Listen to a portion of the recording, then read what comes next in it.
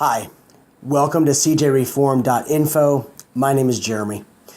Today I want to talk a little bit about bail and the way bail is used in this country in relation to the criminal justice system and criminal justice reform, and that there's a couple of bills currently before the United States Congress, both in the House and in the Senate, that are set to kind of address some of the problems concerning bail.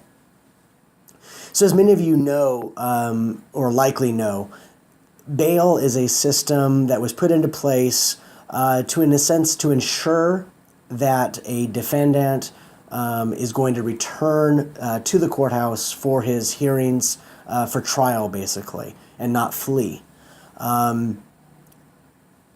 The system has evolved over time. In the 60s, there was some sweeping legislation concerning it. In kind of an ideal way, bail was the sort of thing where you could say, well, hey, I promise I'll be here, and just to make sure of that, I'm going to give you, $100, and once I prove to you that I'm going to come to these hearings, and in fact I do show up, the court says, oh, great, and we give you your money back. And you might imagine a scenario where that sounds fine, right? But in real practice, the way the juggernaut of our criminal justice system works, when you deal with the sheer numbers of people that it's dealing with, and the vast amounts of poor people, people who are without means, and who don't have $100 sitting in the bank necessarily, let alone $1,000 or $5,000, as many bails are set. And what's happened further in the evolution of bail is the rise of bail bondsmen. And what happens in that situation is you don't get your money back. If you have a bail set at a certain amount and you don't have that ability to pay the whole amount, a bail bondsman comes in and says, okay, if you give me, 1 or 2% of that amount, then I will, front the rest of it. And if you don't show up for your hearings, then you owe me all of that. But if you do show up, I'm just going to keep that 1 to 2%, or maybe even 10% is more likely the case. And so you have individuals who have yet to be convicted of a crime. This is all pre-trial, having to come up with large sums of money, and in the bail bondsman scenario, they're not getting their money back. This could be $100, $500, $6,000. It can be a lot of money, and that money is paid to the bail bondsman, and that is profit for the bail bondsman, and it is money that's never coming back to the defendant, even if the defendant is later acquitted of the charges, shown to be innocent, etc. The problem with bail comes in on a number of levels, and it's what I wanted to talk to you primarily about today.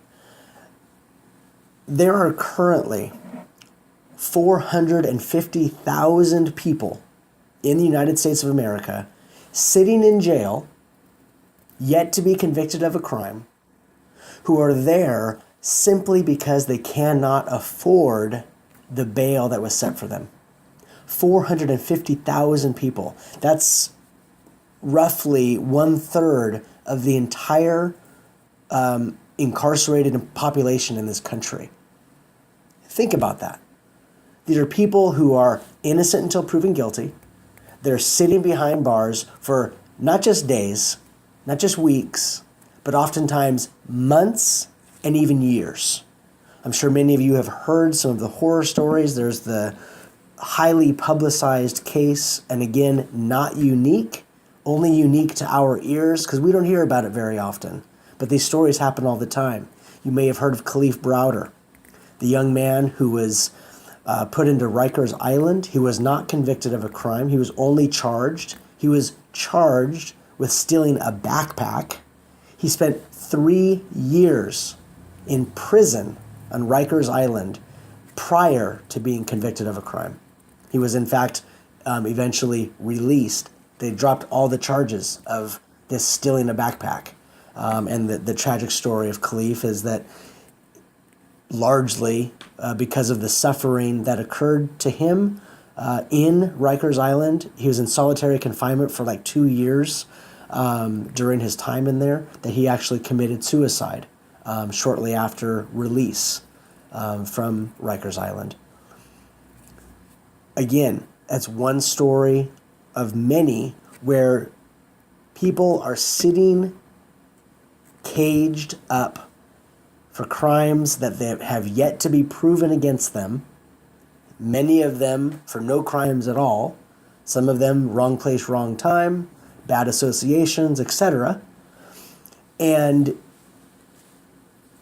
because they cannot afford to pay the bail, they sit there. So, furthermore, you might say, well, they're there, they did something to deserve it, right? Some of you are only concerned with cost. And when it comes to these issues, you want to talk about cost. State and local governments are said to pay somewhere around $14 billion every year to take care of that 450,000 people who are sitting in jails awaiting trial, who can't afford bail. The state and local governments, again, $14 billion. That's a lot of money. People, it's been shown in countless studies, it's not even a controversial issue whatsoever, but people who are incarcerated pre-trial, in other words, they're the ones that walk into court in shackles, wearing the orange jumpsuits, etc., they are far more likely to be convicted of crimes in the first place. And second, people who are not able to get out on bail, who will come in to court in custody, they also receive higher and longer sentences. That's a problem because we've talked about before, the system in many ways is already pro-prosecution. You know, we have an inherent trust in our law enforcement and in the prosecution. We have an inherent distrust of someone who walks in a room in handcuffs wearing an orange suit. And because of that, there's this bias, this implicit bias that propels many juries to find someone guilty when in fact we are able to prove later on that they were in fact innocent. Or it also enables them to lay on heavier sentences than they would if a person were to be able to walk into court wearing nice clothes, free off the street, so to speak, and to defend themselves as a person. You see them more as a person as opposed to a criminal. These individuals, these defendants, who can't make bail and thus sit in jail for months and weeks and years, awaiting their trial, going to these hearings leading up to their trial, they oftentimes lose their jobs. They have no connection with their families. The problems, if you will, and some of these, you got to remember, these are, we're not talking about, murder charges. We're talking about misdemeanors. We're talking about things like public drunkenness and, nonviolent offenses that are in these situations where their entire lives are turned upside down because they can't afford to get out. So if you look at the other side of that, if you can afford to make bail and during your time where you're waiting trial and you're going through your court hearings, etc., your pretrial hearings, you're able to perhaps to keep your job, to keep working, to keep your contact with your family. And do you know what that leads to? That leads to less recidivism. Because, again, it's been shown that people who are able to maintain familial relationships and to maintain employment, etc., are far less likely to commit future crimes.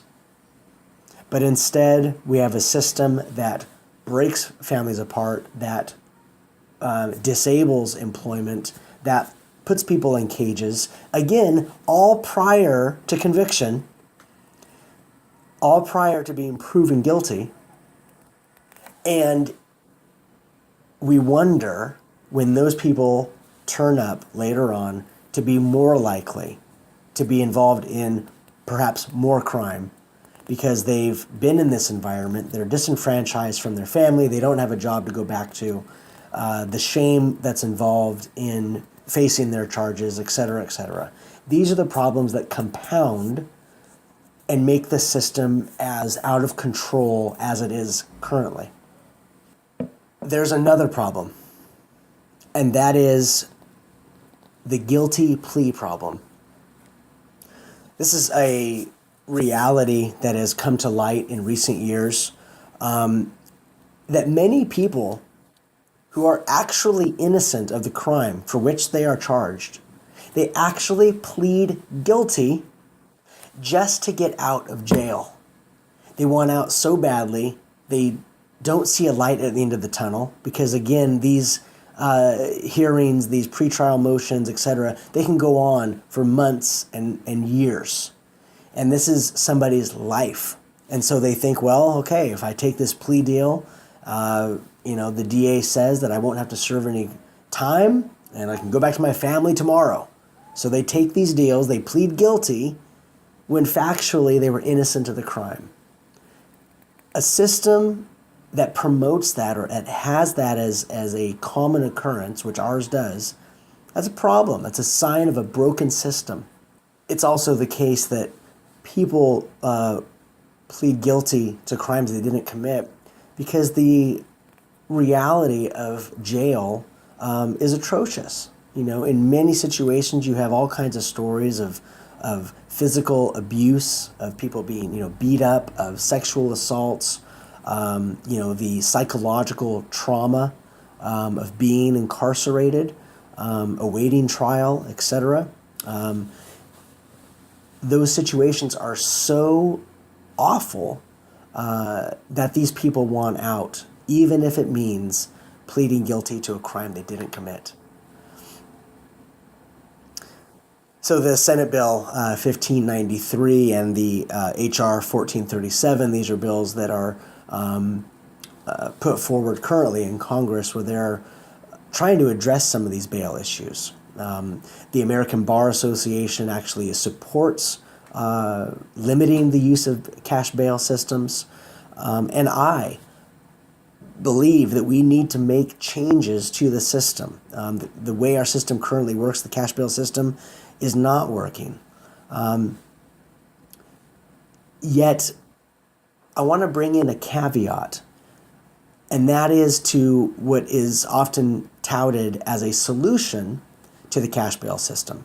And that is the use of software, of computer programs, algorithms. They have shown through some testing that they are able to, in a sense, put in all this data on recidivism rates and types of crimes and demographics, et cetera, and they're able to determine through a computer how likely somebody is to show up for their court hearings. And they believe that these computer programs can, in a sense, do away with cash bail and say, look, we'll run this person's name through the system, and the computer's going to spit out an answer, and it will tell us whether or not this person's likely to show up, and if they are not, then we're going to keep them incarcerated. Sounds good, right? Sounds great. We think we've got it all solved. I, however, and I'm not alone, I have a lot of questions about this, a lot of concerns. One, what's to say that this computer algorithm, who is designed by I don't know who, is going to be just as biased, if not more so, than the current cash bail system? It's supposed to look at things like flight risk and, danger to the community. Is someone who has a DUI, if they're charged with a DUI, are they a danger to the community?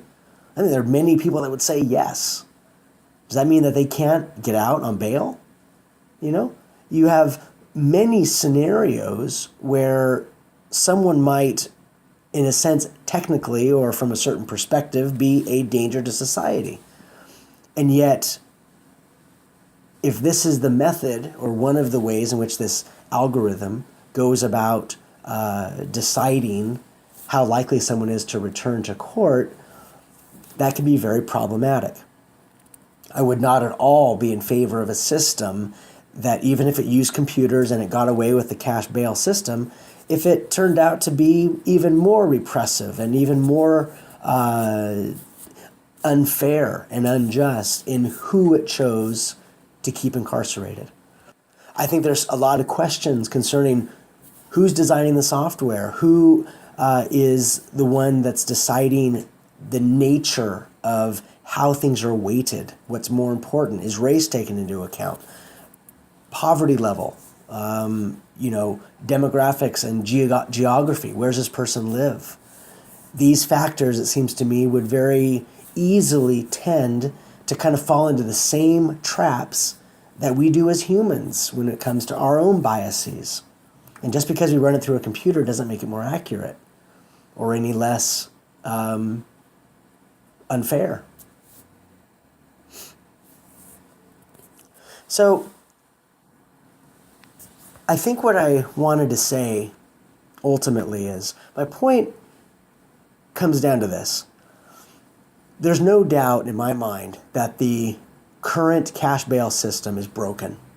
If you have a system that has, again, 450,000 people locked up simply because they can't afford bail, if you have a system that is encouraging people to plead guilty to crimes they didn't even commit necessarily, just to get out of jail, that's a broken system. And a system that, again, unfairly targets, if you will, or penalizes the poor. Because, of course, the poor cannot afford these bails. Who can? Well, people who are affluent, people who have the money. And our system, from the founding fathers onward, were adamant that our system must be fair for all, equal protection under the laws. And so, to my mind, that's evidence that there's no doubt that the bail system is broken. The question is how do we fix it? I believe that ultimately the answer is going to have to be some sort of hybrid. Perhaps the use of computer and statistics can be helpful as one element in a decision-making process that takes into account all of these factors. I believe that it should likely still rest in the hands of an objective third party, someone who has the ability to show discretion, to take into account what I like to look at as the human elements of these situations. That's what I believe. So I thank you for being here today and participating. Please, again, I love hearing your comments, reading your emails and conversing with you on these topics. Again, share, like, discuss with friends and family, and let's continue to help keep awareness at the forefront. For these issues are not just something that's happening in a back corner of our communities. They are affecting all of us, directly or indirectly, and in some very powerful ways. Again, thanks a lot. My name is Jeremy, and this is CJReform.info.